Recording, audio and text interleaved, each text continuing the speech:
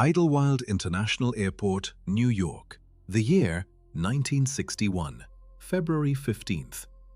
Sabena Flight 548 stood poised on the tarmac, a sleek, powerful machine ready to defy gravity. 72 souls boarded that morning, 61 passengers, their faces alight with anticipation, and 11 dedicated crew members, all preparing for an 8-hour transatlantic journey from the bustling heart of New York to the historic grandeur of Brussels. This was no ordinary aircraft. It was a Boeing 707-300, the latest marvel of American engineering, a gleaming symbol of a new era. Born in 1959 and delivered to Sabena on January 15, 1960, this jetliner embodied the very essence of the nascent jet age. Propelled by 4 formidable Pratt Whitney JT-forty-nine A turbojet engines, it had accumulated a respectable 3,384 hours in the sky, a testament to its proven capability. Inside the pressurized cabin, an unusual energy vibrated through the air. Among the 61 passengers was the elite of American sport, the entire United States national figure skating team. 18 young athletes, their coaches, a judge, and family members were en route to Prague, Czechoslovakia, for the World Championships. These were not merely competitors, they were rising stars, their every pirouette and jump carrying the hopes of a nation. Dreams of gold medals and international acclaim filled the air, a fragile, unspoken promise hovering above them all. As passengers settled into their seats, a different kind of focus consumed the cockpit. The 4-man flight crew, a quartet of seasoned professionals, meticulously prepared for departure. In the left seat sat 50-year-old Captain Louis Lambraths, a veteran pilot whose 15,384 flight hours spoke volumes of his expertise. Beside him, in the right seat, was 48-year-old First Officer Jean-Eugène Roy, an equally accomplished aviator and former Air Force pilot, boasting 16,231 hours in the air, including extensive experience in military jets. Completing the team were navigator Jean-Marie Kirsch and flight engineer Lucien Edouard. Together, they commanded the Boeing 707, each component, each system seemingly known to them down to the last rivet, or so they believed. The pre-flight preparations at Idlewild proceeded flawlessly. The aircraft's takeoff weight registered 119,500 kilograms, with 50,000 kilograms of fuel carefully loaded into its tanks. All documentation affirmed the jet's superb condition, a paragon of mechanical readiness. At precisely 0000 hours Greenwich Mean Time, air traffic control granted clearance. The pilots advanced the 4 powerful engines to takeoff thrust, unleashing a thunderous roar that resonated across the airfield. With an effortless grace, the Boeing 707 lifted from Idlewild's runway, turning its nose eastward, setting an unwavering course for Belgium. 7 hours of stable, high-altitude flight stretched ahead. In those early days of jet travel, these magnificent machines soared far above the piston-engined aircraft, navigating designated flight levels. Here, the thin, rarefied air promised optimal fuel efficiency and a smooth, unwavering ride, far above the turbulence of lower altitudes. For the passengers, it was a journey of absolute comfort, a serene passage through the vast expanse of the sky. Yet, within the meticulously maintained technical log of this very aircraft, a subtle but unsettling anomaly lay buried, a detail that, at the time, failed to draw the critical attention it deserved. Just 1 week prior, on February 9th, during a routine test flight, the crew had noted a peculiar resistance. The horizontal stabilizer, a crucial control surface governing the aircraft's pitch, felt unusually stiff, demanding greater effort to manipulate. It was an entry, a fleeting observation, lost amidst the thousands of other routine checks, a silent harbinger of a destiny that would soon unfold, forever altering the landscape of American sport and aviation history. The aircraft was already a ghost of its usual self, exhibiting an unsettling tendency to roll sharply to the right. This was not a minor deviation. It was a persistent, unnerving pull, a silent alarm bell ringing within the sophisticated machinery. High above the world, at its designated cruising altitude, the crew made a chilling discovery. A single spoiler, that critical air brake on the left wing, protruded a full inch above the pristine surface. An inch. A seemingly insignificant measurement, yet it was a hidden flaw, a silent predator lurking within the intricate control systems, waiting for its moment to strike. The transatlantic journey itself was deceptively calm. Hours melted away, marked only by the rhythmic hum of engines and the vast, indifferent expanse of the ocean below. The crew, perhaps lulled by this tranquility, began their preparations for the descent into Brussels. The skies above the city were, by all accounts, benign. Visibility stretched for 3,500 meters, an almost perfect clarity. Clouds drifted lazily at an altitude of 2 kilometers, offering ideal conditions for a standard instrument approach. Everything pointed to a routine landing. Then, at precisely 9:59 a.m., an anomaly. Flight 548 ceased all radio communication. The last transmission from Captain Lambrecht's crew had been a single, unremarkable word: routine. After that, only silence. For the next 20 agonizing minutes, air traffic controllers desperately attempted to re-establish contact. The airwaves remained stubbornly, chillingly quiet. What transpired within the confines of that cockpit during those 20 minutes? We are left to reconstruct the scene, relying on the cold, unforgiving logic of flight physics. A sudden loss of communication so close to an airport is not mere oversight. It is the stark signature of an emergency. A crisis so profound it consumes every ounce of the crew's attention, every fiber of their being. Pilots do not simply fall silent. They fall silent when they are locked in a desperate life-or-death struggle. At 10 a.m., the aircraft materialized within sight of the airport, a fleeting silhouette against the morning sky.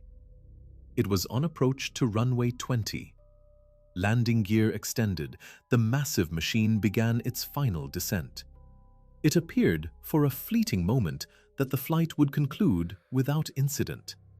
But fate, it seemed, had other plans. A small aircraft, still lingering on the runway, failed to clear the landing zone in time. The control tower's voice, calm but firm, issued the command. The Boeing must execute a go-around.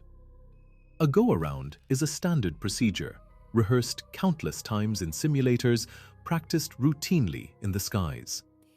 Pilots increase engine thrust, retract the landing gear and flaps, transitioning the aircraft into a climb to prepare for a second, fresh approach. It is a maneuver designed for safety, a testament to redundancy in aviation. For Flight 548, however, this routine maneuver became a lethal trigger. The moment the engine spooled up to takeoff power, the Boeing began to betray its very nature. Instead of a smooth, controlled ascent, it lurched, then plunged into a steep, terrifying left turn. On the ground, witnesses watched in dawning horror. The colossal airliner, instead of climbing away, began to carve monstrous circles above the aerodrome. One full rotation, then another, a third. 3 complete 360-degree turns, each one tighter, each one banking more aggressively than the last. The angle of the roll intensified with every terrifying revolution. The aircraft clawed its way to an altitude of 1,500 feet, approximately 450 meters. But this was no controlled flight. This was a desperate, uncontrolled spiral. Its airspeed, once a robust 215 knots or 398 kilometers per hour, began to bleed away, plummeting to a critical 145 knots or 268 kilometers per hour. To maintain such a massive machine in the air at such a diminished velocity demands absolute, perfect control. But that control, the very essence of flight, had vanished. Eyewitnesses, their voices still trembling years later, would recount the final, agonizing moments. The sky, once a canvas of routine, had become a stage for an unfolding tragedy, a spectacle of raw, uncontrolled power. The aircraft, now a mere toy in the grip of unseen forces, was poised for its inevitable, catastrophic descent. The silent struggle within the cockpit had reached its devastating climax, a final, desperate battle against a hidden defect that had waited patiently, silently, to claim its moment. The aircraft clawed at the sky, its nose rearing with impossible violence. A sudden, sickening lurch sideways, then the characteristic shudder of a stall. Robbed of its lift, the mighty Boeing 707 tilted onto one wing, then plunged, a metal arrow spiraling towards the earth in a steep, uncontrolled descent. At 10 minutes past 10 local time, New York to Brussels slammed into the marshy ground just 2 kilometers shy of its destination.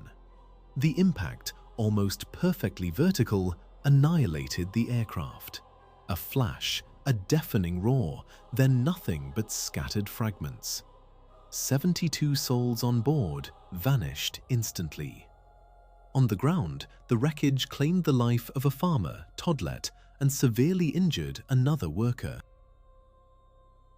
The investigation began, a grim task led by Belgian authorities, with crucial support from the International Civil Aviation Organization and the American Federal Aviation Administration. The scene was one of utter devastation. Fire had consumed nearly everything, leaving behind a jigsaw puzzle of twisted metal and ash. Reconstructing the final moments of the flight from such catastrophic destruction appeared almost impossible. In 1961, the technology available to air crash investigators was rudimentary.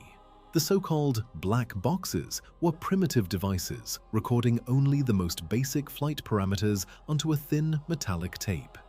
Yet, these sparse, almost cryptic data points, combined with the meticulous examination of every surviving fragment, slowly began to reveal the chilling truth. The key, investigators discovered, lay hidden within the aircraft's tail, specifically in the complex mechanism that controlled the horizontal stabilizer. To truly grasp the gravity of this discovery, one must understand the stabilizer's critical role. On a Boeing 707, this was no minor appendage. It was an enormous, powerful surface, absolutely essential for the aircraft's longitudinal balance. It dictated whether the nose pointed up or down, controlling the aircraft's pitch with subtle yet profound authority. Experts determined that this crucial mechanism had jammed. It was locked in a position of 10.5 degrees of pitch up. This was the maximum possible nose-high attitude.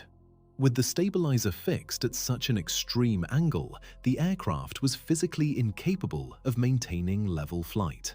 It was trapped in an endless, upward-looping trajectory, fighting desperately against its own controls. A machine designed for precise movement had been frozen in an impossible maneuver. But why? The answer emerged from a chilling confluence of physics and a subtle, almost invisible negligence. Deep within the stabilizer's actuator housing, investigators found water. Simple condensation. At the frigid temperatures of high altitude, this water had transformed into solid ice, binding components that should have moved freely. This was not the sole culprit. The mechanism also contained a thick, viscous grease.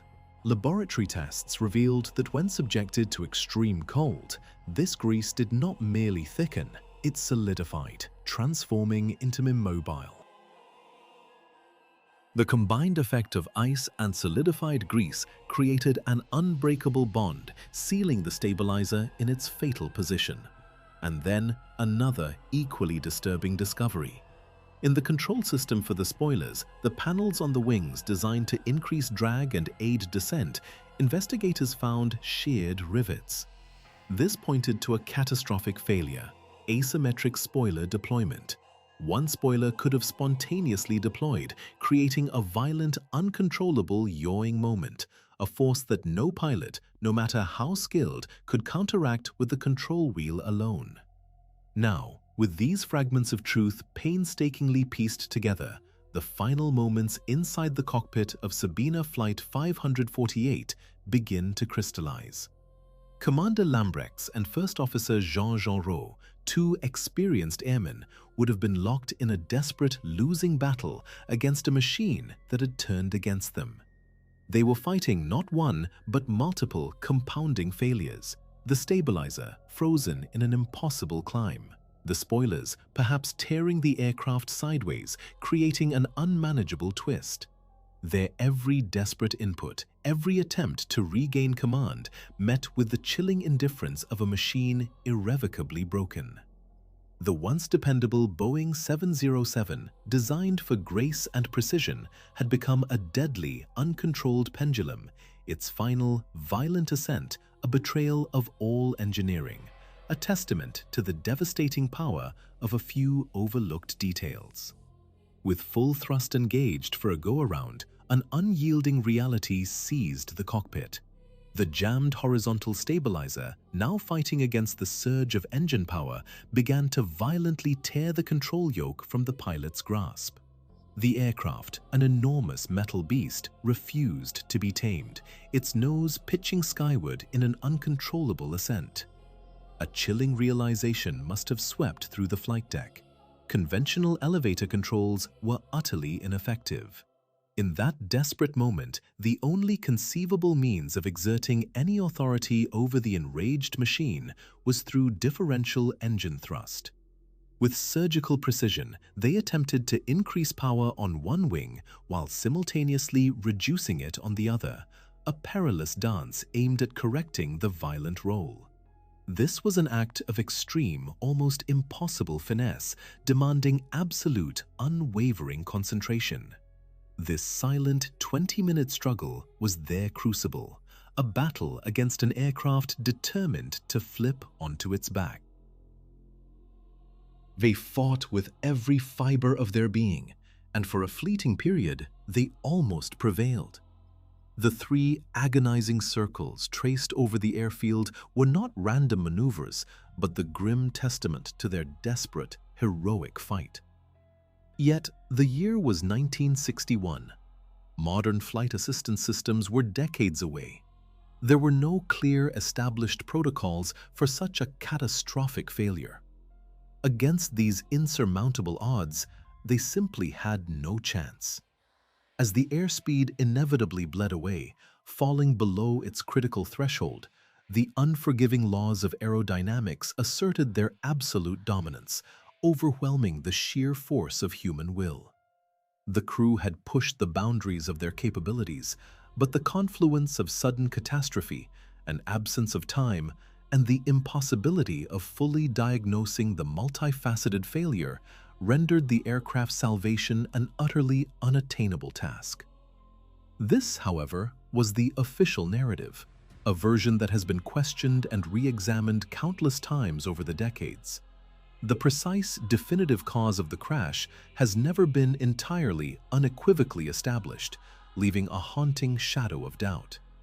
Ultimately, the tragedy of Flight 548 precipitated a seismic shift in aviation safety. The Boeing company immediately issued a series of urgent bulletins, mandating the swift modification of stabilizer and spoiler actuator mechanisms across its entire 700 series fleet. Furthermore, New heating systems were integrated into critical mechanisms, and maintenance regulations were rigorously revised to meticulously prevent any moisture ingress into vital control nodes. The world of sports, too, absorbed its own brutal lessons. The devastating loss of an entire national team led to the implementation of a strict, enduring rule. No national team may ever again travel in its entirety on a single flight. The risk, it was decreed, must always be divided.